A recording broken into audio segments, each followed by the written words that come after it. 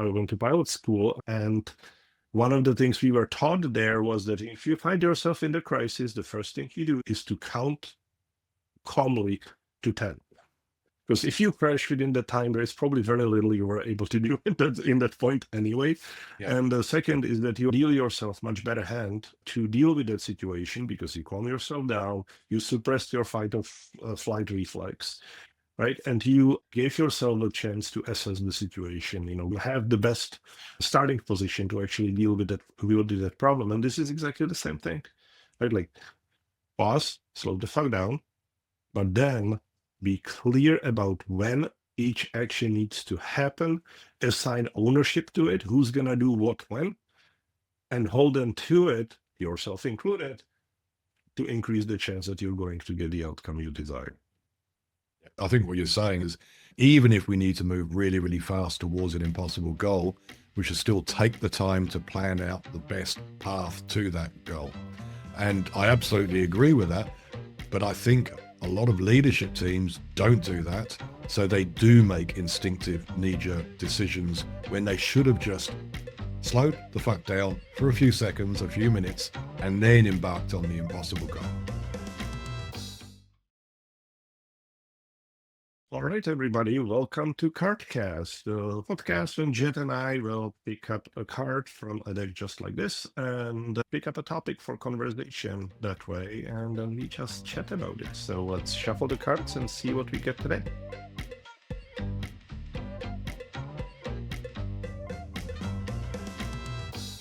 Card that popped out is The Art of Slowing Down. Now, a while ago, we recorded a card called The Impossible Goal. And this is the opposite. This is the opposite. And it's just about the context. Sometimes you need to go fast and set an impossible goal. And sometimes you need to slow down. So this card is actually the art of slowing the fuck down because there's a bit of shock value there. And often we need to sort of jolt people into decisions. We need to jolt people into action. So this is an interesting card. And this is really about balance of pace.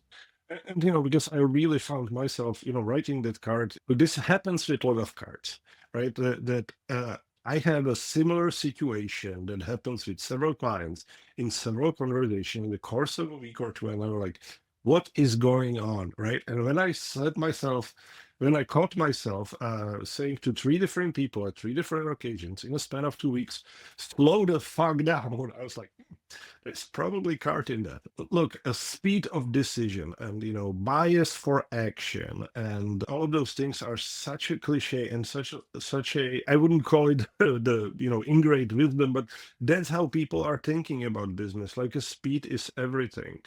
And it's better to act than not to. And, the speed of scaling is everything. And how are you going to increase the velocity of your deal or whatever that is, right? Everything that we hear all the time is about how to just go quick. And very often the quality suffers. So what this card is saying is like, hey, like really slow down for a second, because you could spend a lot of effort into pushing yourself into something where it's not the right direction, it's not the right thing, and you waste a lot of energy. And then if you do this often enough, then you will get the goldfish reputation, right? Like going after things that seem urgent, but there is no cohesion to it. There is no overall strategy, no overall plan. And the card is talking about several different ways or several different situations in which slowing down is ultimately leading to faster, better results. Yeah, and that bias for action can often become a problem. And I introduced another card we've recorded recently, the Impossible Goal, and I think these 2 cards can work together. Now, if you're focused on an impossible goal, then the other things that you maybe wanted to do at the same time, maybe you need to slow down on those so that you don't burn the team out, so you can stay focused on the impossible goal. So there's a time and a place for all of these ideas, all of these concepts. Sometimes you need to speed up, sometimes you need to slow down. And the key point here is it needs to be a considered decision. You need to make a conscious decision about when is the right time to speed up and when is the right time to slow the fuck down. Well, I like to call it that, we need to panic in a calm and organized fashion, because that is important. That even in the story in the Impossible Goal, it started with the 5 minutes of doing nothing, right? And thinking about what is the one path that can actually get us to the goal, and then started executing on it, right? I didn't go and wake up the kids, right? He said, okay, what do we need to do in order to do that? Do we go now? Do we go first thing in the morning? Like, all those things. Like, there was a planning element to it, even going against or towards the impossible goal on incredibly short time frame. Really. So sometimes you need to take a gap. Yeah. Yeah, sometimes you need to take a break. Yeah. And sometimes it's on different scales, right? Because sometimes the time you're taking is seconds. For example, before you respond to something that is triggering you in a conversation, right? And say, no, wait a minute, why am I feeling that way, right? Sometimes you take a year because you realize that you actually don't have to make that commitment in the time. So you take that year to give yourself the best possible hand to make the decision at a time where it needs to be made, right? So the principle is independent on the time scales involved. Again, it's all about finding the appropriate pace at which to proceed. So how do you decide how fast you should go? There is actually another card in the deck that's talking about the cost of hesitation, which is the opposite issue of this. But they're really talking about the same thing, and maybe this episode should just cover both of them, and we'll go a little longer. But I actually have a tool for that. When we are working with a team in a group, sometimes you have like, hey, what are the questions? What are the objectives? What are the things? But if you put them on the chart and say, and do we need an answer today, or do we need it this week, or do we need it this quarter, right? In order to get that best desired result, just by thinking about that, you usually figure out what it is. Like, oh, we don't need to know that until whatever, right? So why would we rush a decision rather than say, okay, let's do the second step? What do we need to do, or what do we need to get in order to make sure that the decision is of the highest quality we can make at the time when we need to make it? The His brothers in Decisive are talking about this a lot, right? Which is a great book for basically the process of making decisions. And we're calling it like decide how you're going to decide about something. Like, who are the people who need to be involved? When does it need to happen? What are the criteria? How do we know? How do we measure back whether we made the right decision or not? How does good look like, right? Thinking about all of these things before actually jumping into the decision can reveal a lot of things. And sometimes you find out that actually it's not a decision to be made because maybe it's already made and you're kidding yourself, or its impact is in no way correlated to the perceived urgency of that. Yeah. Those are two different axes. Yeah. It's a question I often ask in my leadership team sessions. When I'm running a workshop, a session with a client, I'll ask the question. If they're sort of diving down into something that doesn't seem to be particularly urgent, I'll say, so when does this question need to be answered? When do we need a decision on this? And the answer might be, oh well, not now. We don't need to make a decision now. So why are we spending really valuable leadership team time discussing something that doesn't need to be decided right now when you've got a whole backlog of things that are probably more urgent? Wouldn't we be better off spending our time on those things and deferring this decision until when it needs to be made? So I really like that tool, and I think I might borrow that tool because I think that's a great way of actually putting dimensions to this so you can actually make a considered decision.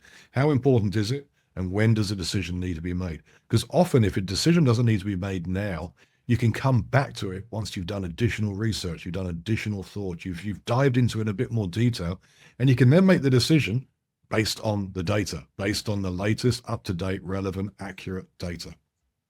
Yeah. In my previous career, which was all about data and data analysis, we were saying that if you don't have a data to right data to make that decision, make a decision to obtain the data. So next time you come into the same decision space, you can, you are in better position, even though if you have to make a gut call today, as long as you can measure the impact, as you can do that.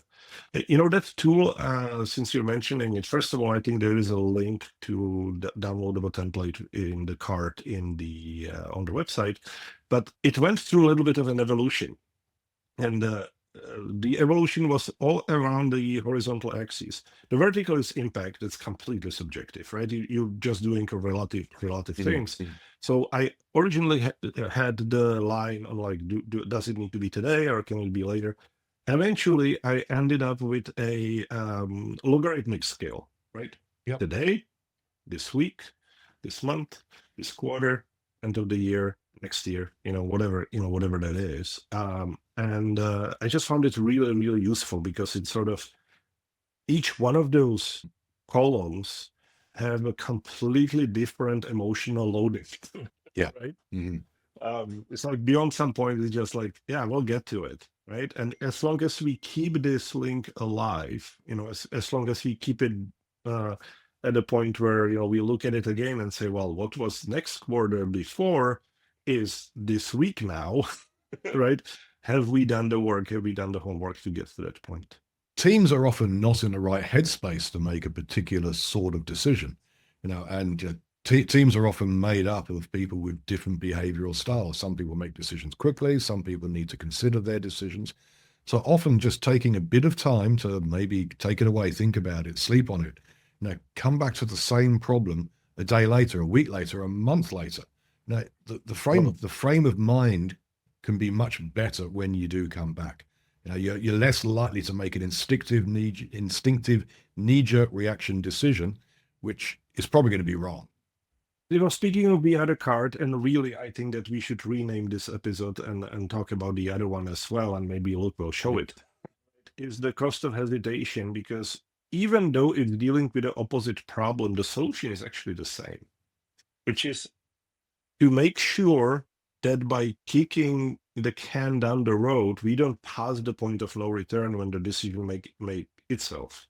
So again, understanding now, hey, what does go into the decision? What is going to be the impact, and when does it need to be made? And give ourselves the deadline to act against and to plan against, both reduce or remove the unnecessary urgency, but will also remove the risk of us blowing through that finish line without being ready for it. So it will never become urgent because we will be ready when the time is right. Yeah, or it's been solved in a different way by some other thing. Yeah. By circumstances, right? Because what can easily happen is that by the time you get to it, the person that you were figuring out of how to refabricate their role so they can become a player already left because they were not happy in the role they were, and they get no indication from you that you actually cared and was trying to do something for them. Or the customer moves on, or the I am uncharacteristically out of examples at the moment, but yeah, I'm sure you can. Yeah. The listeners will understand. Yeah. So this is all about balance, isn't it? The card we recorded recently about the impossible goal. That's when you've got to really, really move fast. There is an impetus. There's a reason to move really, really fast. And what we're talking about now is the decision-making structure, the decision-making process. That do you need to move that fast, or is there a different pace that works better in this particular circumstances for this outcome? So there's no one right answer to this. The key point here is to be considered about the pace of your decision making. Well, I'm not sure I entirely agree with that statement you said. So let's have a banter about it. Because even in that scenario, and I know I already said that, there was the point of planning. We knew that that decision needed to be made quickly, but all the actions thereafter were actually a part of considered plan on, in order to do this, we need to act at this particular time. We knew exactly what time we have to wake up, right? All of that stuff was done because of the slowdown, right? Because the first 10-15 minutes did not matter, right? What mattered was how we're going to use the 12 hours that we have ahead of us. And we could have gone crazy and just panic and not get anything done. But we did take them 10-15 minutes to think about it and do a research of what the options are. I went to pilot school, and one of the things we were taught there was that if you find yourself in the crisis, the first thing you do is to count calmly to 10. Because if you crash within that time, there is probably very little you were able to do in that point anyway. Yeah. And the second is that you are in much better, you hand yourself much better hand, or deal yourself much better hand to deal with that situation, because you calm yourself down, you suppress your fight or flight reflex, right? And you gave yourself a chance to assess the situation, have the best starting position to actually deal with that problem. And this is exactly the same thing, right? Like, pause, slow the fuck down, but then be clear about when each action needs to happen, assign ownership to it, who's going to do what when, and hold them to it, yourself included, to increase the chance that you're going to get the outcome you desire. So I think what you're saying, if I can sort of play that back, just because I think we're actually saying the same thing, just in slightly different ways, is even if we need to move really, really fast towards an impossible goal, we should still take the time to plan out the best path to that goal. And I absolutely agree with that. But I think a lot of leadership teams don't do that. So they do make instinctive knee-jerk decisions when they should have just slowed the fuck down for a few seconds, a few minutes, and then embarked on the impossible goal. Yeah, because without doing that, without taking that little time, you don't even give yourself a chance to realize from which place you're making the decision, because it might be a fear. It might be, a pressure that doesn't need to be there. Giving yourself those few seconds or minutes or days, depending on, again, the framing of the problem ahead of you, again, gives you the best possible starting point to make the right decision. And thoughts just occurred to me, which I don't think we talk about in the card, is you're much more likely to get a team to disagree but commit if they've had a chance to consider the decision. Saying to someone, okay, I'm the decision maker on this. I'm the accountable person. This is a decision I'm making. If people haven't had a chance to think it through themselves, they're much more likely to commit to it, even if it wouldn't be their choice. That decision wouldn't be the way they would approach it. So giving people a bit of time just helps them resolve things in their own minds so that they're more likely to actually disagree and commit. Yeah, and giving them the chance to disagree, right? Giving them the chance to be listened to. Like, I heard you. I know where you're coming from. This is what we need to do as a team. Is much better than not even giving them a chance and say, hey, this is the thing, off you go. It's just another example in which to giving yourself and your team a little bit of extra time is going to significantly increase the chance of success.